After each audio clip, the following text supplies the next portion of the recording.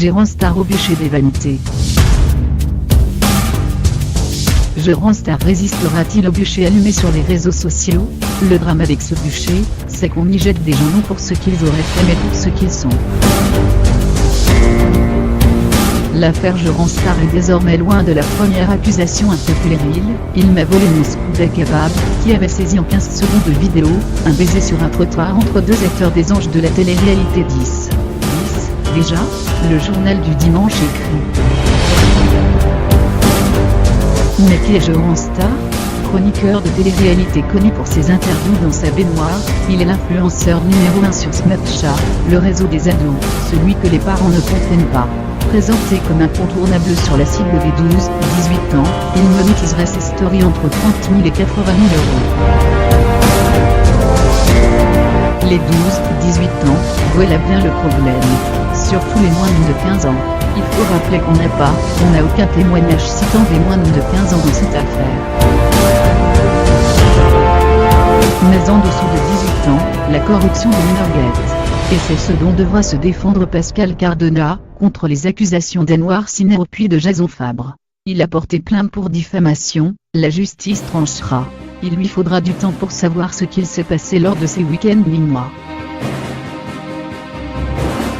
Rappel de l'affaire, sur France Info. En attendant que la justice établisse l'innocence ou la culpabilité de Pascal Cardona, Gérant Star disparaît des écrans. De l'émission Les Terriens du dimanche, d'abord, et de toute activité sur Internet, lui qui cumulait 2 millions d'abonnés. Prudent, Jérémy Gisclin s'est donc désolidarisé de son ami Babybel. Mais bien tard.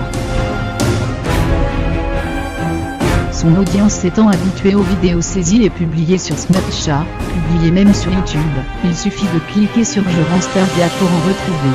Le duo a multiplié les vidéos de vie privée, y compris ses invitations à Nîmes chez Pascal Cardona. La photo amusante de Gérant Star et Babybel, est republiée par 20 minutes, prend désormais un autre sens. Guillaumec, de Croisons-les, croise Jawa et Gérant Star.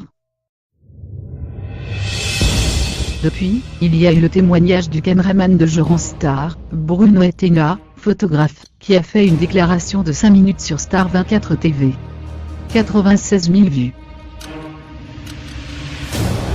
Star 24 TV, qui fait le même métier que Gérant Star, la chronique des stars de la télé, attise le suspense puis le bûcher. La nouveauté, c'est que Bob l'éponge, dans ce monde, chaque personnage a un pseudonyme, balance un autre nom, Babar.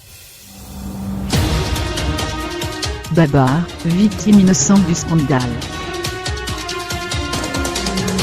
Babar, c'est Cyril Legan, responsable du festival de cinéma LGBT, gay, de Paris. Il est ami avec Babybel et apparaît ici ou là. On a même une vidéo intitulée « Snapchat, Babar et Babybel en couple ». Tout cela est fort amusant pensé à relayer par Gérant Star. Cyril Legan est lui-même réalisateur de cinéma, et a son actif 2 films déco-réalisés avec Bernard Lapetite, Vincent Rivet, 2005, et Comme un frère, 2008. Que fait-il là-dedans? Rien de sérieux. Tout ce monde jouait sautille devant la caméra. On a juste oublié que c'était du domaine de la vie privée, ces deux gars qui s'embrassent. Le bûcher des vanités. Et on n'a aucun témoignage, aucune plainte, rien, mais tweet et dénonce. La vérité est que Gérant Star n'a pas su distinguer vie publique et vie privée. Jetant un œil indiscret, c'est le jeu sur les acteurs de la télé-réalité, qui n'a de réalité que le nom. Jérémy Gisclin a cru bon d'exposer sa vie privée sur Snapchat en portant ses amis dans la tourmente, le déballage. En photo, sur son compte Instagram, donc public, une photo d'anniversaire. Au final, il y perdra son public infantile. Plus grave, les réseaux sociaux allument un bûcher pour brûler tous ces pervers. Le milieu LGBT avait-il besoin de cela?